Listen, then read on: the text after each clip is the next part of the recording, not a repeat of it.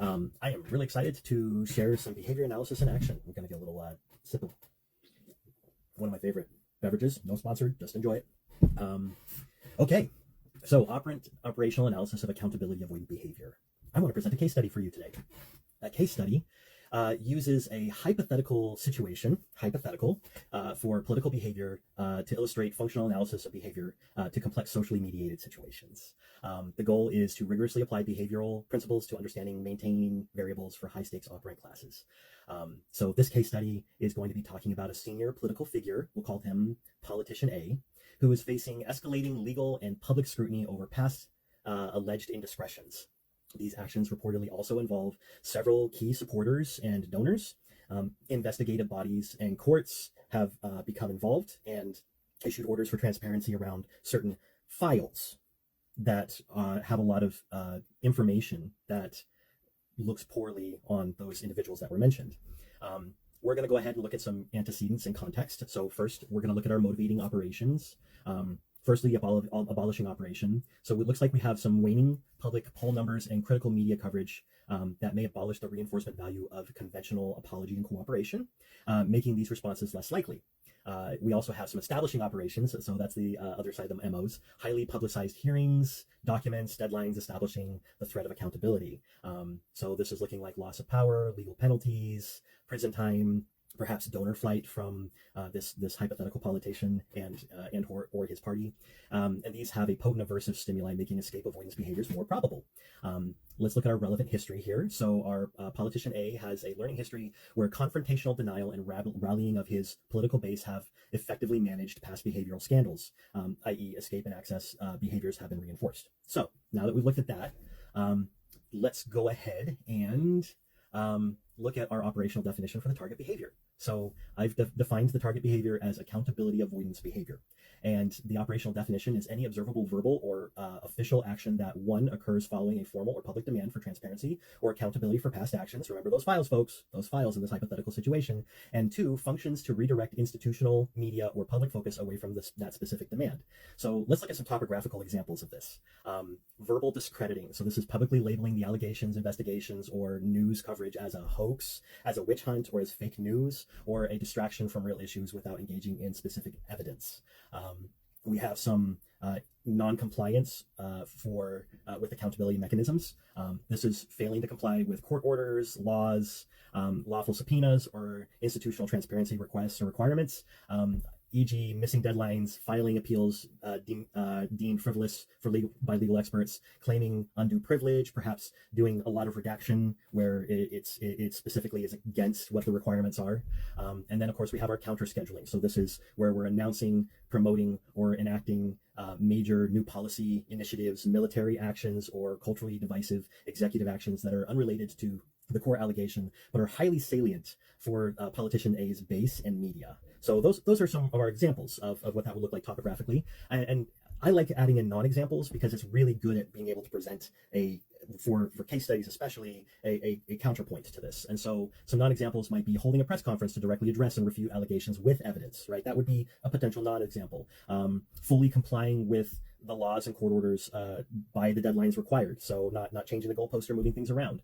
Continuing routine legislative work or schedule public events that are part of the pre-existing calendar would be a non-example. So, and then finally, apologizing for or admitting to past behaviors in question and making sure that we're following through with following the law, right? Those are some examples of non-examples of the behavior in question.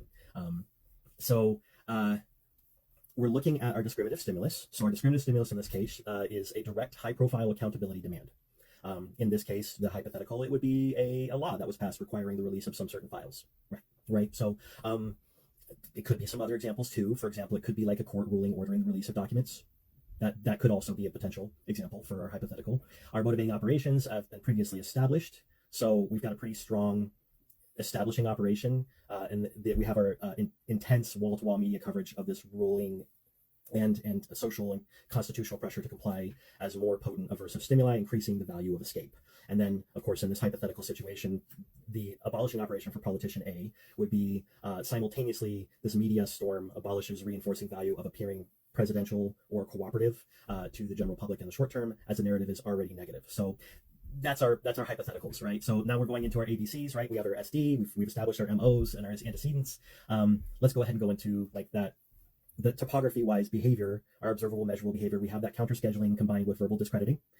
It's important to mention that DARVO is probably going to show up. That's deflect, attack, reverse, victim, and offender. It's a very common verbal behavior that's utilized in institutions and with individuals who perhaps have engaged in abuse in the past or currently have been engaging in abuse. So that's a common theme that will show up, not just in trying to deflect accountability away from the individual, but also regarding any other behaviors that they're engaging in.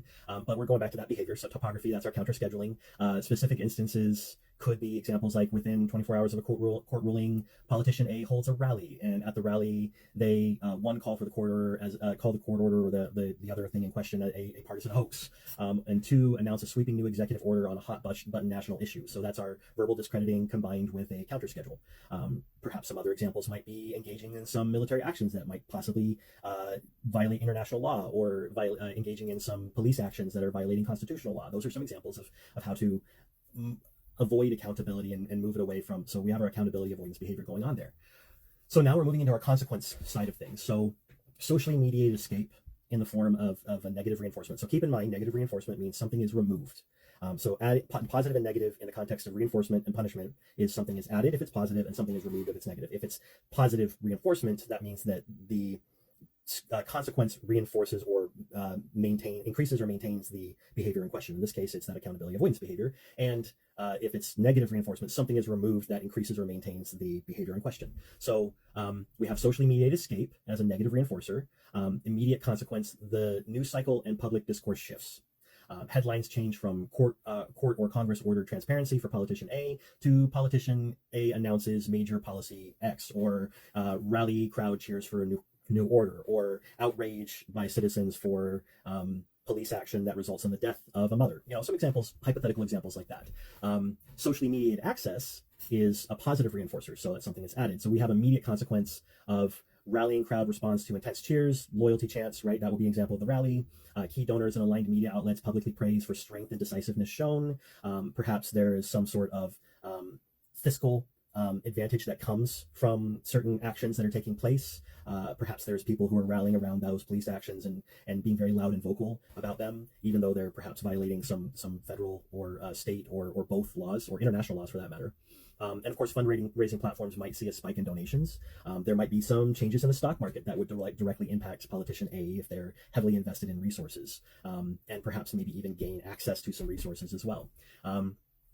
So the function is of the socially mediated access is that the behavior directly procured high-value social reinforcement through approval and loyalty, coalition, cohesion, and material resources in the form of acquired resources through donations or other means. So kind of in summary, accountability avoidance behavior is maintained by concurrent reinforcement schedules. It is a highly effective operant that both escapes the aversive state of public and legal accountability demands and accesses potential social and material rewards for specific coalition, all mediated by the behavior of others within that environment. This is really important to understand because this hypothetical could not be a hypothetical. This hypothetical could directly impact people. This hypothetical could be potentially very powerful for people whose rights have been violated and are currently being violated. It could have some very important legal ramifications. It could have some very important cultural ramifications. All of this is very important, and I want to demonstrate how operant and functional analysis of behavior is critical towards understanding more than just working with autistic kids, right? Like, yes, that's where we predominantly do our work, but behavior analysts, we can do so much more. We can contribute to our society in a way that can heavily benefit. This is also a very important point to bring up because the systems that are in place are going to create conditions that are going to either increase or decrease these concerning behaviors that are showing up. And so being politically neutral is unacceptable for behavior analysts. Like, if you say that you're politically neutral, you're actually choosing a side, whether you realize it or not, because you're abdicating our responsibility, our ethical responsibility to ensure that we're protecting the rights of others around us and our own rights too, because this does and can impact us. And so I definitely think that this conversation needs to continue, and I would love to get your thoughts in the comments. I did this live and some folks participated live, and I'm also going to be sharing this recording. Please share your thoughts in the comments. Please feel free to share other different things that might relate. And oh, by the way, release the Epstein files.